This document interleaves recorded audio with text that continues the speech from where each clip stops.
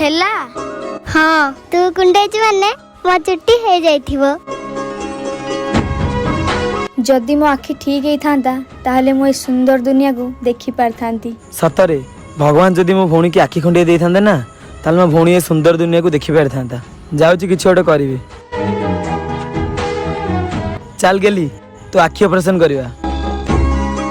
सतरे भाई मो आखि ठीक ही जीवो ताहले मो ए सुंदर दुनिया को देखि पारिबी। हाँ गेली तू ए सुंदर पृथ्वी को देखि पारिबू। चल तो आखि ऑपरेशन करवा।